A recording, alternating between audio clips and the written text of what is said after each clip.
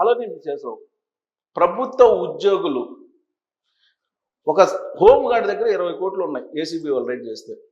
ఒక sub registrar దగ్గర ఉండేటువంటి ఒక సబార్డినేట్ దగ్గర 50 కోట్లు ఉన్నాయి. మరి ఇప్పుడు ఈ ఉద్యోగుల యొక్క అవినీతిని ఏమనాలి? అదేమంటే ఏమంటారంటే ఎవరో ఒకళ్ళిద్దరు పట్టుబడితే అందరు ఉద్యోగుల్ని మీరు అవినీతి పరులు కింద జమ కడుతున్నారు అని చెప్పి అంటున్నారు. ఉద్యోగుల్లో 80% 80 to 90% ఏదో ఒక సందర్భంలో అవినీతి పాల్పడినటువంటి వాళ్ళు ఉన్నారు. వాళ్ళకు వచ్చేటువంటి జీతానికి, వాళ్ళు అనుభవించేటువంటి జీవితానికి పొంతనే ఉండదు. విలాసవంతమైనటువంటి జీవితాన్ని గడుపుతున్నారు చాలామంది, అందరు కాకపోయినా చాలామంది. మరి ఎక్కడి నుంచి వస్తున్నాయి డబ్బులు? ప్రజల్ని పీల్చుకు తింటున్నారు. ప్రభుత్వ ఆఫీసులకి సామాన్యులు రావాలంటేనే భయపడిపోతున్నారు. వీళ్ళ అవినీతి సొమ్ము ఎక్కడి నుంచి వస్తుంది? సామాన్యుల నుంచే. ఎందుకంటే కార్పొరేట్లు వీళ్ళకేమి ఇవ్వరు. ఎందుకు ఇవ్వరు కార్పొరేట్లు? గవర్నమెంటే వాళ్ళకి ఎకరా 99 పైసలకి ఇస్తుంది. వాళ్ళకి ఏం కావాలో అవన్నీ కూడా వాట్సాప్ గ్రూపుల్లో పర్మిషన్స్ ఇచ్చేస్తున్నాయి. కాబట్టి ఎంఆర్ఓ తోటో, ఆర్డీఓ తోటో, కలెక్టర్ తోటో కార్పొరేట్ సంస్థలకు పని లేదు. వీళ్ళతోటి పని ఎవరికి? సామాన్యులకి పని. ఆ సామాన్యులు వచ్చినప్పుడు వాళ్ళని పీకు తింటున్నారు. జలగలు అంటారు కదా, జలగలు ఆ విధంగా పీకు తింటున్నారు. ఈ అవినీతి పరులైనటువంటి అధికారుల కారణంగా, ఉద్యోగుల కారణంగా సర్వనాశనం అవుతుంది సమాజం. వీళ్ళని కట్టడి చేసిన పరిస్థితులు. ఒక హోంగార్డ్ దగ్గర 20 కోట్లు ఉన్నాయంటే ఏ స్థాయిలో అవినీతి పాల్పడి ఉండాలి? ఒక సబ్ రిజిస్ట్రార్ కార్యాలయంలో ఉన్నటువంటి సబార్డినేట్ దగ్గర 50 కోట్లు ఉన్నాయంటే మరి వాళ్ళు అవినీతి ఏ స్థాయిలో ఉంది? అంతకన్నా పై క్యాడర్లో ఉండేటువంటి వాళ్ళు ఇంకెంత సంపాదించుంటారు? ఒక ఉదాహరణ చెప్తాను. వైజాగ్లో బిఫోర్ ఇయర్ రైడ్ చేస్తే ఒక టౌన్ ప్లానింగ్ ఆఫీసర్ దగ్గర 500 కోట్లు బయటపడ్డాయి. అసలు 500 కోట్లు ఎంతమంది జీవితాంతం సంపాదించినా పోగు చేయగలరు? 500 కోట్లు. ఒక సామాన్యమైన టౌన్ ప్లానింగ్ ఆఫీసరు 500 కోట్లు సంపాదించాడంటే ఈయన ఉద్యోగుల్లో అనేక మంది ఉద్యోగులు, అందరు కాకపోయినా ఎక్కువ మంది ఉద్యోగులు ఎంత అవినీతి సంపాదిస్తున్నారు. ఇది వాళ్ళ తరానికి ఏమన్నా ఉపయోగపడచ్చేమో. నెక్స్ట్ తరం ఖచ్చితంగా కర్మ సిద్ధాంతం ప్రకారం అనుభవించి తీరాల్సిందని చెప్పి నేను చెప్పడం కాదు, గరిగిపాటి గారు చెప్తున్నారు, చాగంటి గారు చెప్తున్నారు, అనేక మంది ఆధ్యాత్మికవేత్తలు, ప్రవచనకర్తలు చెప్తున్నారు. మీరు అది నమ్మేటట్టయితే కనుక మీరు అవినీతి ఎంత చేస్తారో అంత పతనం తప్పదు. ఒక తరం కాకపోయినా నెక్స్ట్ తరం అయినా. మీకు నెల నెలా జీతాలు ఇస్తున్నారు. అది ప్రజలు తిని తినక రాత్రి మూళ్ళు పనిచేసి ట్యాక్సులు కడితే మీరు నెల నెల జీతాలు తీసుకుంటున్నారు. ఆ జీతాలు ఎందుకు ఇస్తున్నారు మీకు? ప్రజలు సేవ చేయటానికి.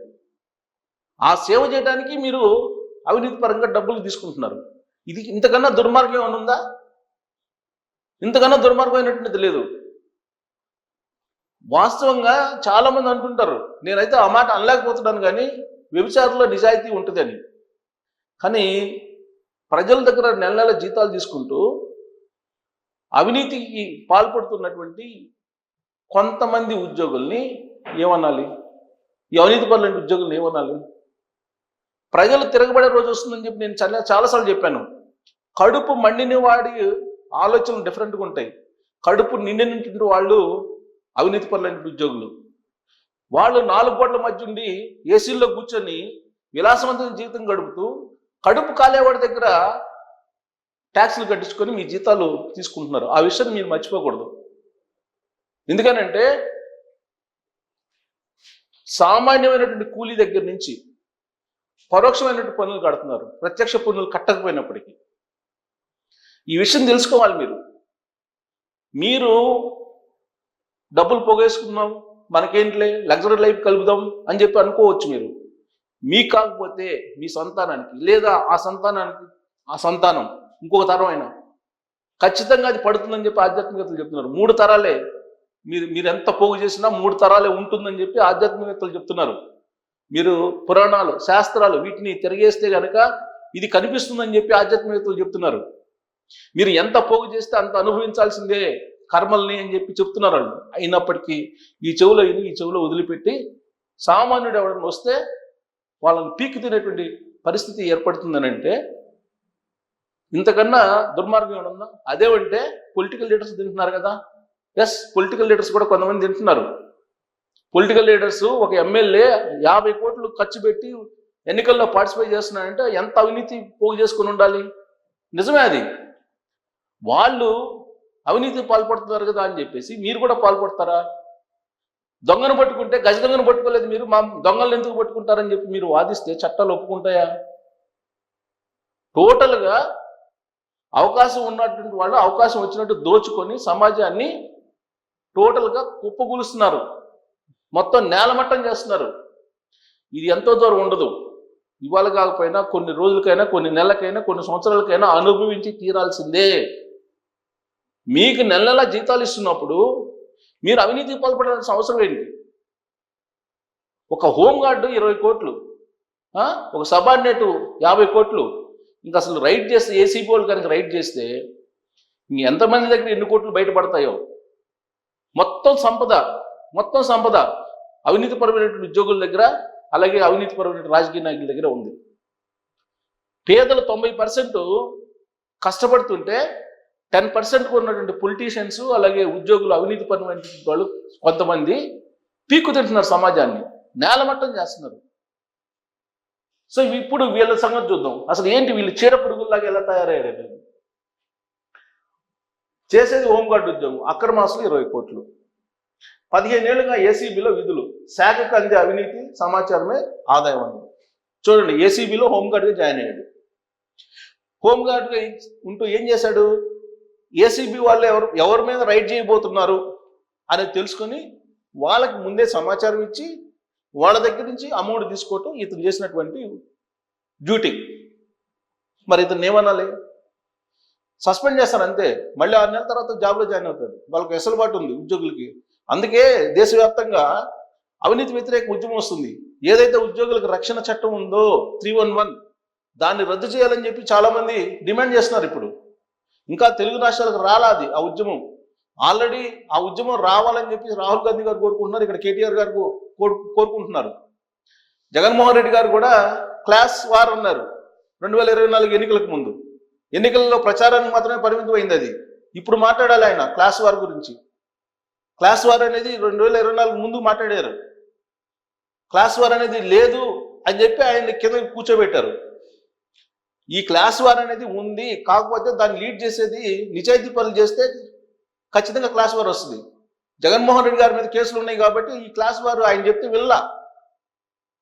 కాబట్టి ఇక్కడ ఈయన చేసేది ఏంది? ఏసీబీలో ఉంటూ ఏసీబీ రైడ్ చేసేటువంటి వాళ్ళకి ముందే సమాచారం ఇచ్చి వాళ్ళ దగ్గర డబ్బులు తీసుకుంటున్నాడు.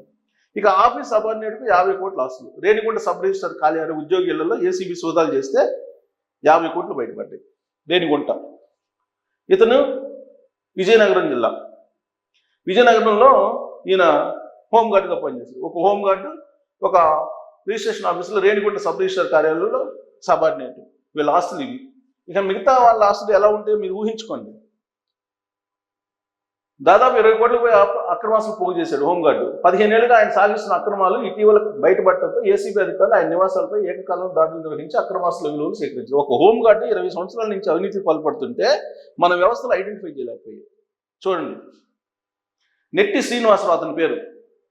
నెట్టి శ్రీనివాసరావు 2010లో విజయనగరం పోలీస్ శాఖలో హోంగార్డుగా చేశాడు. 2010లో చేశాడు. చేరి 2026 చూడండి, 16 సంవత్సరాల్లో ఒక హోంగార్డు 20,000 వస్తాయి మహా అయితే. 20 కోట్లు ఆస్తిపరుడు. అప్పటి నుంచి 2025 వరకు విజయనగరం ఏసీబీ కార్యాలయంలో పనిచేశాడు. ఈ క్రమంలో ఏసీబీ అధికారులకు అందే సమాచారం, లంచం తీసుకుని పట్టుబడే కేసులు, అక్రమాస్తుల వివరాలను తెలుసుకుని చేయబోయే దాడుల గురించి సంబంధిత అధికారులకు ముందే సమాచారం అందించాడు. దీనికి బదులుగా వారి నుంచి భారీగా నగదు, ఇళ్ల స్థలాలు రూపంలో తీసుకునేవాడు. నగదే కాదు, ఇళ్ల స్థలాల రూపంలో కూడా తీసుకునేవాడు. ఇటీవల సబ్ రిజిస్టర్ కార్యాలయంలో ఏసీబీ అధికారులు ఆకస్మిక తనిఖీలకు వెళ్తుండగానే కీలక సమాచారాన్ని ముందుగానే సంబంధిత అధికారుల సిబ్బందికి శ్రీనివాసరావు అందజేశాడు. దీంతో వారు అక్రమాస్తులు పట్టుబడకుండా జాగ్రత్త పడ్డారు. ఏసీబీ అధికారులకు అనుమానం వచ్చి శ్రీనివాసరావు కదలికలపై నిఘా పెట్టి ఏడాది క్రితం అతన్ని జిల్లా పోలీస్ కార్యాలయానికి పంపేసేశారు. అతను హోమ్ డిపార్ట్మెంట్కి పంపించేశారు. అప్పటి నుంచి శ్రీనివాసరావు గురించి ప్రత్యేక పూర్తి సమాచారం సేకరించారు. ఖరీదైన ఇళ్ల స్థలాలు, డాక్యుమెంట్లు. అక్కడ ఇతను శ్రీనివాసరావు ఉంటున్నట్టు విజయనగరం గోకపేట స్వగ్రామం గుర్ల మండలం నడుపూర్లో ఏసీబీ డిఎస్పీ రమ్య ఆధ్వర్యంలో గురువారం ఏకకాలంలో తనిఖీలు చేపట్టాయి. ఈ తనిఖీల్లో స్థిరాస్తులకు సంబంధించిన పలు కీలకమైన డాక్యుమెంట్లు, ఖరీదైన ఇళ్ల స్థలాల పత్రాలు, వ్యవసాయ భూమి, బంగారము, వెండి, నగదు ఇవన్నీ దొరికినాయి. బ్యాంకు బ్యాలెన్సు, కారు, ద్విచక్ర వాహనాలు వీటన్నిటి స్వాధీనం చేసుకున్నారు. ఇటు మొత్తం 20 కోట్లు ఉంటుందని చెప్పి ఎక్స్పెక్ట్ చేస్తున్నారు. ఇక ఇతని హిస్టరీ చూద్దాం. ఆఫీస్ సబార్డినేట్ ఇతను 50 కోట్ల ఆస్తులు. సబ్ రిజిస్ట్రార్ కార్యాలయ ఉద్యోగి ఇళ్లలో ఏసీబీ సోదాలు. అక్రమాస్తుల కేసులో ఇటీవల సస్పెన్షన్కు గురైన తిరుపతి జిల్లా రేణిగుంట సబ్ రిజిస్ట్రార్ కార్యాలయం ఉద్యోగి నల్లిపోగు తిరుమలేష్ ఇంట్లో ఏసీబీ అధికారులు సోదాలు నిర్వహించారు. గ్రేడ్ 3 ఆఫీసు సబార్డినేట్గా పనిచేస్తుంది. గ్రేడ్ 3 ఆఫీసర్కి సబార్డినేట్ ఇతను. తిరుమలేష్ ఆదాయానికి మించి ఆశలు కలిగి ఉన్నారన్న ఆరోపణలతో తిరుపతిలోని ఆయన ఇంటితో పాటు మరో 4 చోట్ల నెల్లూరు జిల్లా డీసీపల్లెలోని బంధువుల ఇళ్లలో తనిఖీలు చేపట్టారు. ఈ తనిఖీల్లో 11 స్థిరాస్తులు, 1472 గ్రాముల బంగారం, 8.77 కిలోలు అంటే దాదాపు 9 కిలోల వెండి, 15 లక్షల రూపాయల డబ్బులు, విలువైన గృహోపకరణలు ఇవన్నీ కూడా పట్టుబడ్డారు. మొత్తం ఆస్తి 50 కోట్లు అని చెప్పి తెలిసారు. ఇది మన సమాజంలో ఉండేటువంటి చీడపురుగుల వ్యవహారం. మరి వీళ్ళని చీడపురుగులు అందామా, లేదంటే జలగలు అందామా, వైట్ ఎలిఫెంట్లు అందామా, లేదంటే వీళ్ళని ఏమనాలి? ఈ విధంగా అవినీతి పాల్పడుతుంటే ప్రజలు కాముగుంటం అనేది కరెక్ట్ కాదు. ప్రజలు తిరగబడాలి. ఏసీబీ నెంబర్స్ ఉన్నాయి, ఆ నెంబర్లో ఫోన్ కొట్టి మీరు కంప్లైంట్ చేయాలి. ఆల్రెడీ నేను ఇంతకుముందు వీడియోలో ఏసీబీ టోల్ ఫ్రీ నెంబర్ కూడా ఇచ్చాను. ప్రజలు వెంటబడి వీళ్ళు కనుక నిలదీయకపోతే వీళ్ళ దగ్గర ఎంత డబ్బు ఉందంటే వీళ్ళ పై అధికారులు అవినీతి పడినటువంటి వాళ్ళ దగ్గర ఎంత ఉండాలి? నేను ఒక ఉదాహరణ చెప్తా. హైదరాబాద్లో ఒక ఐఏఎస్ ఉన్నాడు, రిటైర్ అయినా. ఆంధ్రప్రదేశ్లో కీలకమైన పోస్టులో రిటైర్ అయ్యి ఉన్నాడు. 100 కోట్లు పెట్టి ఇల్లు కట్టించాడు హైదరాబాద్లో. 100 కోట్లు. ఆయన ఇంటికి పోతే స్వర్గంలోకి ప్రవేశించినట్టు ఫీలింగ్ కలిగేలాగా నిర్మించాడు. అక్కడ పని మనుషుల్ని చేత్తోటి క్లీన్ చేయమంటాడు. అంటే క్లాత్ తోటి కానీ బట్టలు తోటి జనరల్గా చేస్తారు కదా, లేదంటే క్లీనింగ్ చేసే పరికరాలు ఉంటాయి వాటితో చేస్తారు. వాటితో చేసే ఒప్పుకోడు ఆయన, చేత్తోటి చేయాలి. అంత యుగోతోటి 100 కోట్లు పెట్టి ఇల్లు కట్టి ఆయన దాదాపు 350 ఎకరాలు అసైన్ ల్యాండ్ కల్లాంటి చేసినటువంటి ఐఏఎస్ అది ఆయన. మరి ఇలాంటి వాళ్ళు ఎంతమంది ఉంటారు? మీరు ఎక్స్పెక్ట్ చేయండి. మరి ఉద్యోగులు కరెక్ట్గా లేకపోతే, ప్రజలు తిరగబడకపోతే మొత్తం రాష్ట్రాన్ని, దేశాన్ని మొత్తాన్ని లేపేస్తారు. మరి ఇలాంటి పరిస్థితి నుంచి బయటపడాలంటే ఏం చేయాలనే దాని మీద మీరు కామెంట్ చేయొచ్చు. Thank you.